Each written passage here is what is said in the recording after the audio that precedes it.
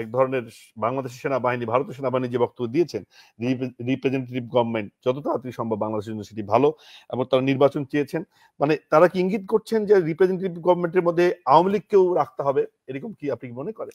দেখুন, আমাদের মাননীয় উপদেষ্টা, আমাদের অনুযোগ প্রতিম সহকর্মী আসিফ নজরুল ঘোষণা করেছেন যে রেড অ্যালার্ট জারি এবং তাকে প্রত্যর্পণের জন্য যা যা আইনগত ব্যবস্থা করা দরকার সেটি চূড়ান্তভাবেই সরকার করছে। আর এর পাশাপাশি আপনি যদি খেয়াল করেন, আনপ্রেসিডেন্টেড ভাবে প্রথমবারের মতো ভারতীয় সেনাবাহিনী প্রধান তিনি একটি বক্তব্য হাজির করেছেন।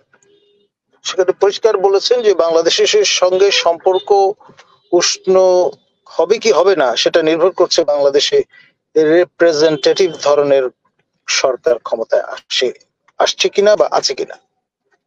তো এই যে বার্তাটা সেনা প্রধানের মাধ্যমে যে প্রদান করা হলো is part of military diplomacy, এবং তার কাউন্টার পার্ট কিন্তু আমাদের general walker on the ground.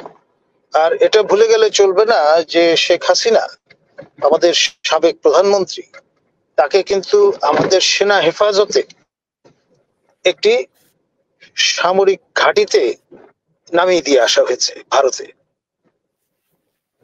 সুতরাং আমরা যেই গুলি বচনই আওড়াই না কেন, ব্যক্তিগতভাবে আমি যেটা রিয়ালিটি বস্তুনিষ্ঠতার সঙ্গে সেটাই বলবো। ইন এ ওয়ে হাসিনা আপনার ভারতের জন্য একটা বার্গেনিং চিপ, এবং একই রকম অবস্থায় আপনার যদি আমরা পুরনো ইতিহাস ঘেটে দেখি, আয়াতুল্লাহ রুহুল্লাহ খোমেনির অবস্থাটা চিন্তা করেন, তিনি ফ্রান্সে মোতায়েন ছিলেন, ইরাকে মোতায়েন ছিলেন, এবং ভবিষ্যতে আমি মনে করি না যে আয়াতুল্লাহ রুহুল্লাহ খোমেনির মতো ক্যারিশমা শেখ হাসিনার আছে। কিন্তু যে বিষয়টা আমরা এখানে গুলি বচন আওড়াচ্ছি, তার সঙ্গে এই ভারতীয় সেনা প্রধানের যে বক্তব্য, এবং সেই সঙ্গে আমাদের যে এয়ারক্রাফটটা, সামরিক এয়ারক্রাফটটা শেখ হাসিনাকে নিয়ে গিয়েছিল দিল্লির সন্নিকটে, সেটি কিন্তু নিরাপদে ক্রু সহ আবার ফেরত এসছে। সুতরাং is very much part of military diplomacy, nothing else. Thank you. জি, কিন্তু রাজনীতির এই জটিল আবর্তে মিলিটারি ডিপ্লোমেসি কতটা ভূমিকা রাখতে পারবে বা গতিমুখ নিয়ন্ত্রণ করতে পারবে সেটি নিয়ে প্রশ্ন বিতর্ক আছে। খোমেনির মতো বিদেশ থেকে বিপ্লবের মানে লগ্নে দেশে ফিরবেন শেখ হাসিনা, সেটি কি আদৌ সম্ভব কিনা, সেই প্রশ্নটি নিয়ে একটু আসতে চাই। আপনি থাকুন সাথে। যেটি বলছিল যে এখানে যে বার্তাটি দিচ্ছেন, বলছিলেন যে এক ধরনের বাংলাদেশের সেনাবাহিনী ভারতের সেনাবাহিনী যে বক্তব্য দিয়েছেন, রিপ্রেজেন্টেটিভ গভর্নমেন্ট যত তাড়াতাড়ি সম্ভব বাংলাদেশের জন্য সেটি ভালো, এবং তারা নির্বাচন চেয়েছেন, মানে তারা কি ইঙ্গিত করছেন যে রিপ্রেজেন্টেটিভ গভর্নমেন্টের মধ্যে আওয়ামী লীগকেও রাখতে হবে, এরকম কি আপনি মনে করেন? দেখুন, আসলে কলিমুল্লাহ ভাই তো অনেক অভিজ্ঞ মানুষ, চমৎকার বিশ্লেষণ করেছেনও। স্বপ্ন দেখতে তো দোষ নাই, স্বপ্ন দেখতে আপনার অসুবিধাটা কি? হ্যাঁ, ওটা বাস্তব হতে হবে। বাংলাদেশের যে বর্তমান রাজনৈতিক যে পরিস্থিতির একটা বাস্তবতা, এই বাস্তবতায় শেখ হাসিনা এবং আওয়ামী লীগ অপাঙ্ক্তেয় হয়ে গেছে। এদেশের মানুষ, সংখ্যাগরিষ্ঠ মানুষ খুব সহসা এদেরকে আর গ্রহণ করবে না। কিন্তু আওয়ামী লীগের একটি বড় সমর্থক গোষ্ঠী আছে, ঐতিহাসিক একটি দল, বাংলাদেশের সবচেয়ে ভারত উপমহাদেশের পুরনো একটি দল। আমাকে শেষ করতে দেন, আমি তো বক্তা, আপনি তো শ্রোতা। সেই প্রশ্নটা জবাব চাই আপনার কাছে। সেনাপ্রধান যে বক্তব্যটা রেখেছেন আমরা সবাই এটা জেনেছি, শুনেছি, পড়েছি। এটা অনধিকার চর্চা বলবো আমি, রাজনৈতিক স্ট্যান্ড থেকে আমি বলবো এটা অনধিকার চর্চা। এবং আমি বুঝলাম না বাংলাদেশ গভর্নমেন্ট কেন এটার প্রতিবাদ করলো না। ভারতের পররাষ্ট্রমন্ত্রী যদি এটা বলতেন, মিস্টার জয়শঙ্কর বোধহয়, উনি যদি বলতেন, মোদী সাহেব না বলুক, যে বাংলাদেশের সাথে আমাদের সম্পর্ক আরো উষ্ণ হবে যদি একটা জনপ্রতিনিধিত্বমূলক সরকার ক্ষমতায় আসে বাংলাদেশে, সেটা তো কোন দলের সেটা দরকার নাই, নির্বাচিত সরকার আসলে।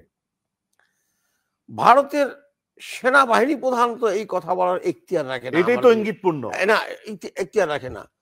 এটা ইঙ্গিতপূর্ণ কি না? যদি ভারতের সেনাবাহিনী প্রধান মনে করেন তার একটা বিশাল বাহিনী আছে ভারতে, তাদের মনে রাখতে হবে যে বাংলাদেশের মানুষ কিন্তু এখন আর আগের মতো নাই। এদেশের স্বাধীনতা সার্বভৌমত্বকে রক্ষার জন্য, অক্ষুণ্ণ রাখার জন্য তারা কিন্তু যে কোনো মুহূর্তে বাঘের ভূমিকায় নামতে পারে। সুতরাং ভারতীয় সেনাপ্রধানের এই বক্তব্যের একেবারে সরকারিভাবে প্রতিবাদ হওয়া উচিত ছিল আমাদের, কিন্তু গভর্নমেন্ট কেন করে নাই সেটা আমার জানা নাই।